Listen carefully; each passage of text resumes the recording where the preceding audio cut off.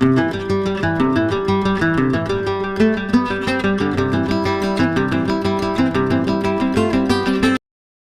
the news report about a robbery and then complete the notes from the detective's notebook. First, you have some time to look at questions 1 to 6.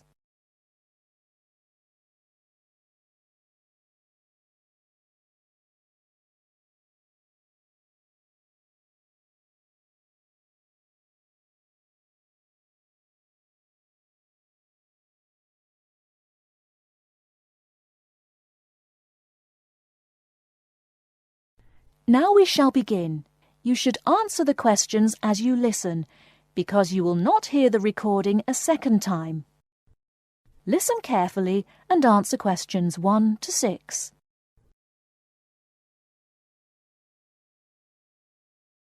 There has been an armed robbery this morning at the Halifax Building Society's branch in Edward Street. John Brinks is at the scene with Detective Sergeant Henry Lawson. Detective Sergeant, can you tell us what you know about the robbery? Yes, the raid took place this morning, shortly after 11:30, when a man accompanied by a woman went into the offices of the Building Society and asked to see the manager. There were no other customers in the building at the time. They were let into the manager's office, and the woman produced a gun from her handbag. Then they took the manager back out of his office and made him tell the cashiers to hand over all the money they had in the tills and in the safe. It came to about $25,000. Presumably, you have a number of witnesses. Yes, we have a good description of both of them. The man was about 1 meter 80 centimeters, around 35 years of age, with blue eyes and short, curly red or ginger hair. He was wearing jeans, a green sweater, and a 3/4 length blue coat. When he spoke to the cashier when he came in, he called himself Mr. Erickson, but we doubt whether that is his real name. But we do know that may be his real name. He also spoke with a strong Scottish accent, which may help us to trace him. Before you hear the rest of the conversation, you have some time to look at questions 7 to 10.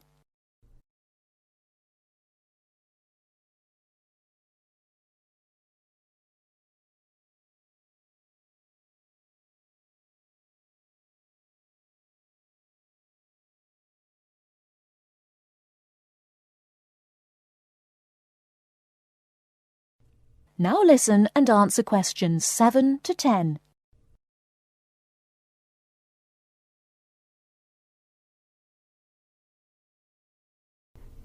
And what about the woman? Now, she is in her early 20s, slim and quite tall, about 1 meter 70 centimeters. She was wearing a long white raincoat, which was quite loose-fitting, and which she didn't take off. She had a beige handbag, which they used to hide the gun in. She's got straight, shoulder-length blonde hair, blue eyes, and like the man, has a noticeable accent. Do you have any other information? Yes, the car they used was seen by 2 or 3 people. It's a blue or dark blue Ford Escort, and we have the registration number. And it's G595ERI. I'll say that again. It's G595ERI. Now, the car was stolen from Bishopstone just over a week ago, so if anyone has seen it in the last week, we would like to hear from them. We also know that the car's front left headlight was broken when it was stolen, and is still broken, we think. So, you would like information from the public about the car? Yes, and the people. We're appealing to anyone who thinks they may recognise the 2 robbers or know anything about the car. We've set up an incident room in Swindon, and the telephone number is 774529. So we would like people to ring us if they have any information. And of course, all calls will be dealt with in the strictest confidence. Thank you very much. Thank you.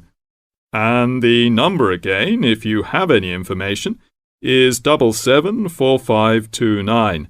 And now back to the studio.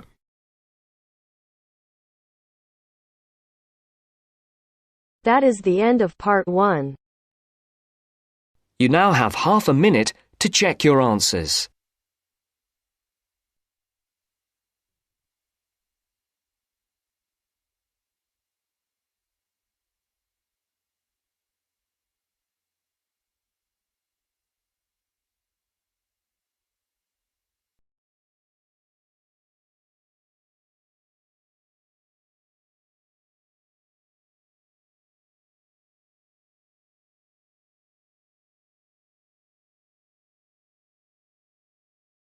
Now turns to part 2. Part 2. You will hear a telephone conversation about a job vacancy.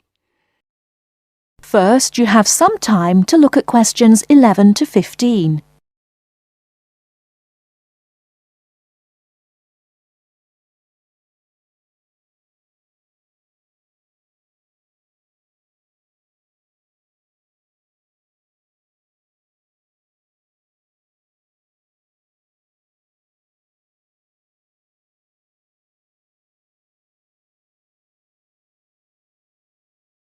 Now, listen carefully and answer questions 11 to 15.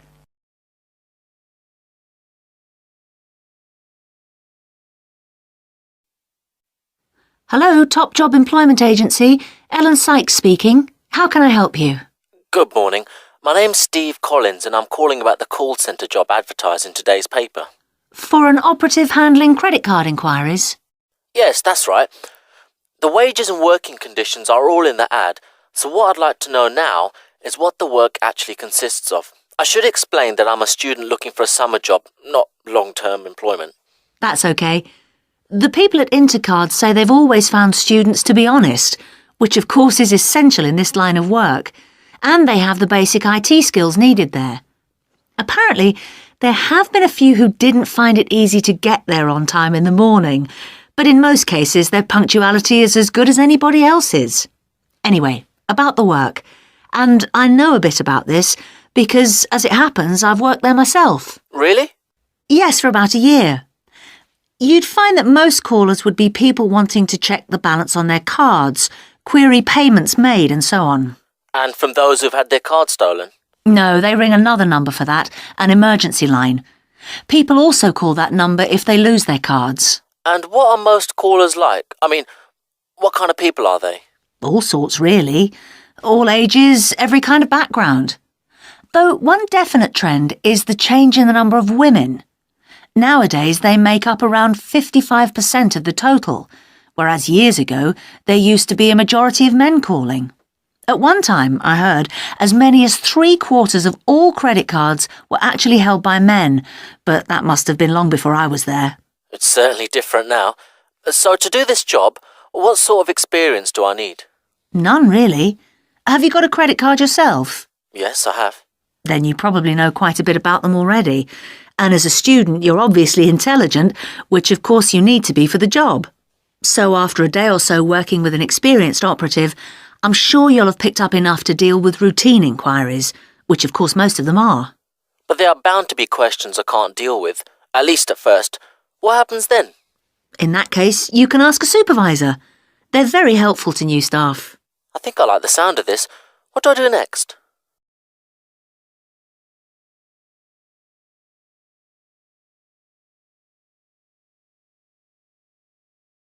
Before you hear the rest of the talk, you have some time to look at questions 16 to 20.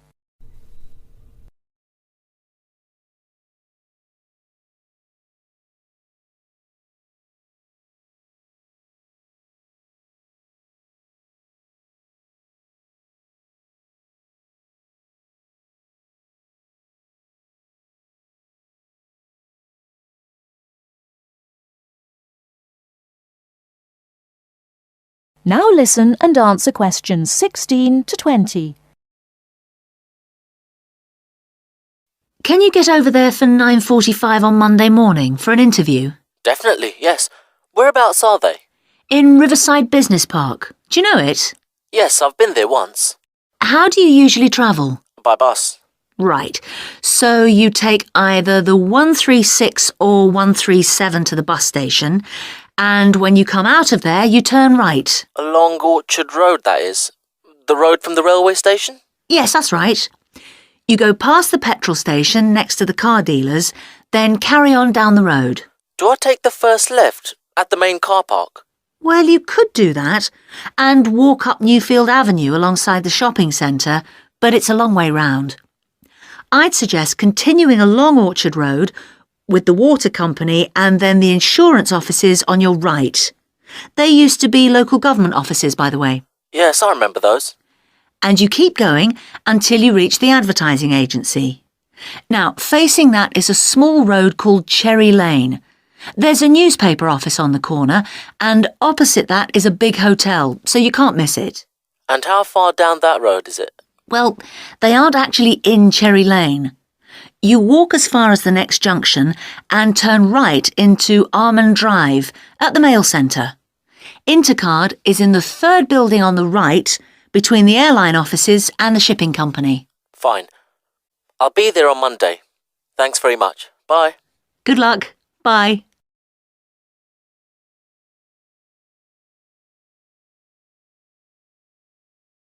That is the end of part 2. You now have half a minute to check your answers.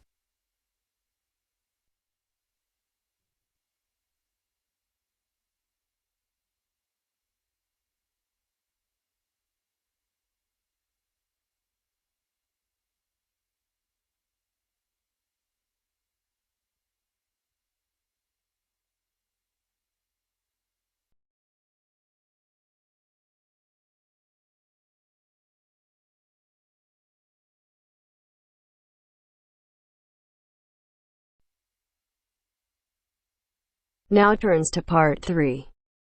Part 3. You will hear two geography students, Jack and Katie, talking about a field trip to Kenya in Africa. First, you have some time to look at questions 21 to 24.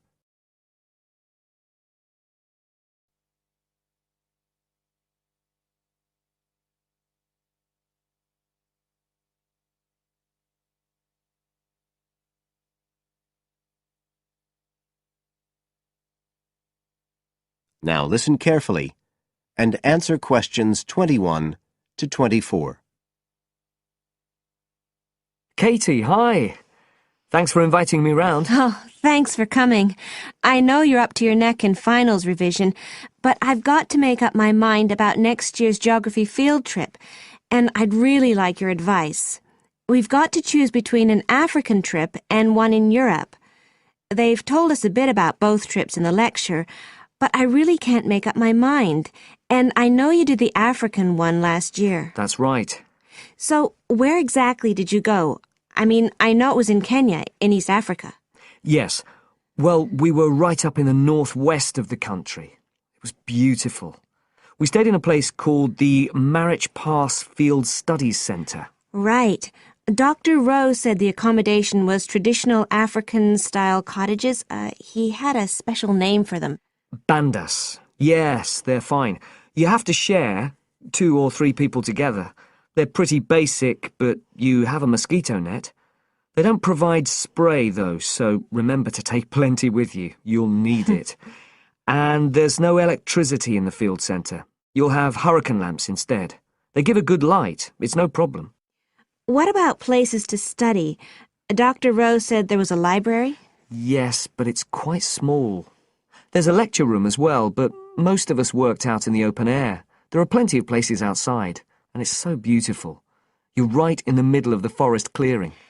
I gather it's a relatively unmodernized area. Definitely. They actually set up the centre there because it's on the boundaries of 2 distinct ecological zones. The mountains, where the people are mainly agriculturalists, and the semi-arid plains lower down, where they're semi-nomadic pastoralists. Before you hear the rest of the conversation, you have some time to look at questions 25 to 30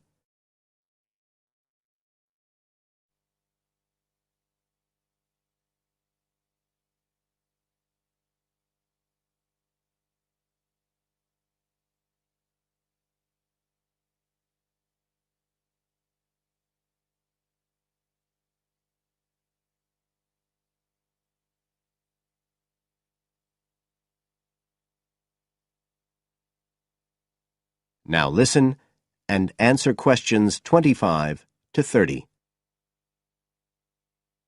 So, how much chance did you get to meet the local people there? Did you get the chance to do interviews?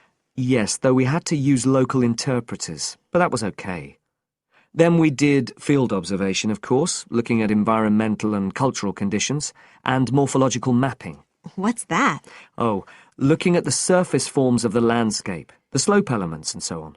What about specific projects? Yes. After the first 2 or 3 days, we spent most of our time on those. We could pretty well do what we wanted, although they all had to relate to issues concerned with development in some way. People did various things. Some were based on social and cultural topics, like the effect of education on the aspirations of young people, and some did more physical process-based studies, looking at things like soil erosion. My group actually looked at issues relating to water, things like sources such as rivers and wells, and quality and so on. It was a good project to work on, but a bit frustrating. We felt we needed a lot more time, really. Right. Dr. Rowe did say something about limiting project scope. Yes, he told us that too at the beginning, and I can see why now. What else? Well, we had some good trips out as part of the course. We went to a market town, a place called Sigur. That was to study distribution. And to look at agricultural production, we went to the Weiwei Valley. That's an important agricultural region. And what about animals? Did you have a chance to go to a national park? Sure. We did a trip on the last day, on the way back to the airport at Nairobi. But actually there was lots of wildlife at the field centre. Vervet monkeys and baboons and lizards. It does sound good. It was excellent, I'd say. In terms of logistics, it was very well run. But it was more than that. I mean, it's not the sort of place I'd ever have got to on my own. And it was a real eye-opener. It got me really interested in development issues and the way other people live. I did find it frustrating at the time that we couldn't get as far as we wanted on the project, but actually I'm going to follow it up in my dissertation, so it's given me some ideas and data for that as well. So you'd say it was worth the extra money? Definitely. That is the end of part 3. You now have half a minute to check your answers.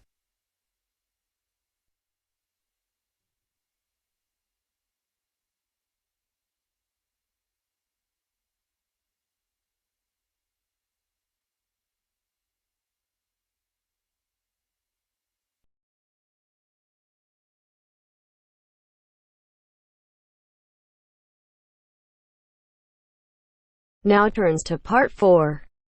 Part 4. You will hear a wildlife expert giving a talk to a group of bird lovers in the UK about a species called the tawny owl.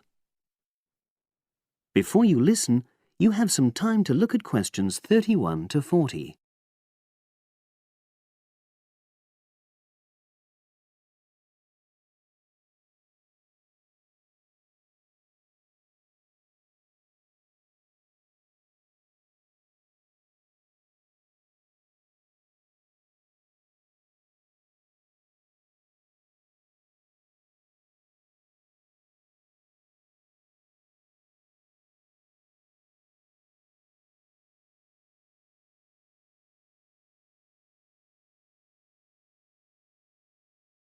Now listen and answer questions 31 to 40.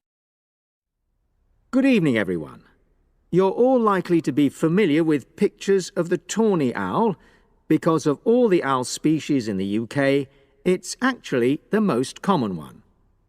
But the chances are that you're more likely to have heard one than actually seen one, as it's also strongly nocturnal. This means that it normally ventures out at night. So, what kind of habitat does the tawny owl prefer?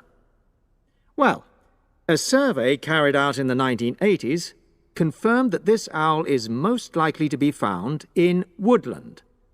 If you look at a map of tawny owl distribution across Britain, you'll only see gaps in the treeless marshy areas of eastern England and in some of the more upland parts of northwest Scotland. However, you can sometimes find populations of tawny owls in urban areas too, either in parks or in large gardens. The tawny owl shows some obvious adaptations to its natural habitat. For example, both its wings and its tail are short, which helps it to maneuver through the trees. Also, the bird's plumage is a mixture of brown and grey, and this provides suitable camouflage for when the owl perches up against a tree trunk. Then there are its large eyes. The tawny owl's visual capacities are considerably better than those of humans, and although it can't see in complete darkness, it's sufficiently well equipped to be able to navigate its way around woodland on all but the most overcast nights. Another factor that contributes to the tawny owl's success as a hunter is its excellent memory of the layout of different areas. If you combine this ability with the owl's strongly territorial and sedentary nature, most populations of tawny owl are sit-and-wait predators, you realize that it has a good opportunity to predict where prey might be found. Finally, as well as having large eyes, the owl's sense of hearing is excellent, and this helps it to locate potential prey as it sits on its perch.